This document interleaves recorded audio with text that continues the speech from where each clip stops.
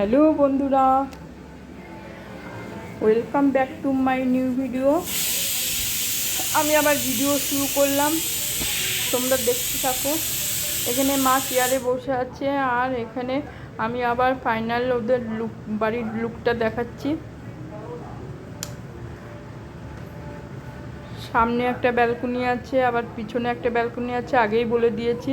আর মা যে ঘরে থাকে ওই ঘরেও একটা ব্যালকনি আছে, আর ছাদে একটা দোলনা আছে, আর ব্যালকনিতে ওইদিকে দোলনা আছে। দোলনাগুলো দেখিয়েছি, ছাদের দোলনাটা শেয়ার করিনি, তো দেখানো হয়নি। এই যে আমরা সবাই মিলে ঘুরতে গেছিলাম সেদিন, এটা ছিল আত্রাই নদী। আত্রাই নদীর এই নদীটা খুব সাংঘাতিক নদী। গতবার 3-4টা ছেলে জীবন চলে গেছে এই নদীতে সেলফি তুলতে তুলতে। ওরা সাঁতার কাটবে, আর সেই ফাঁকে ওরা পাথরের মধ্যে আঘাতে ওদের লেগেছে, আর 4জন বন্ধু এখানে করতে এসেছিলো, মারা গেছে।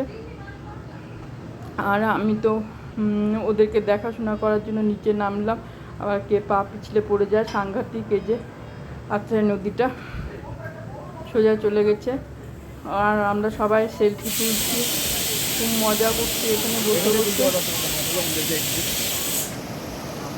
তারপরে যে দিদির তো ছবি তোলাই হয় না, ছবি তুলছে আর ফেসবুকে দিচ্ছে।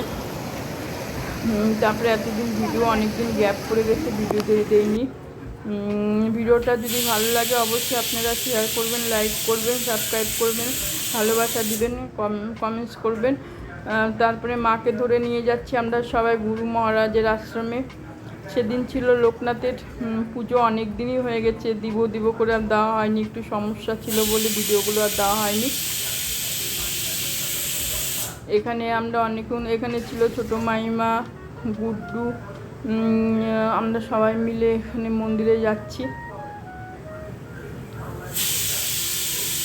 তারপরে যেতে যেতে এখানে অনেকক্ষণ বসেছিলাম, কীর্তন হলো, পুজো হলো, সামনে অনেক গরু ছিল।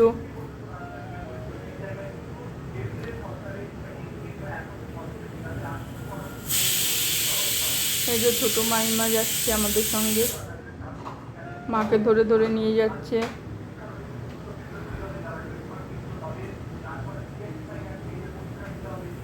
তারপরে আমি একটু আমার এই ভিডিওটা অ্যাড করে দিলাম। এখানে আমি কিনছি একটা টিপের পাতা।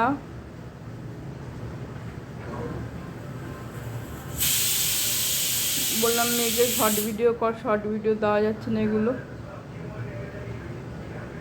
এগুলো এখানকার ভিডিও। যদি ভিডিওটা ভালো লাগে অবশ্যই ভালোবাসা দিবে।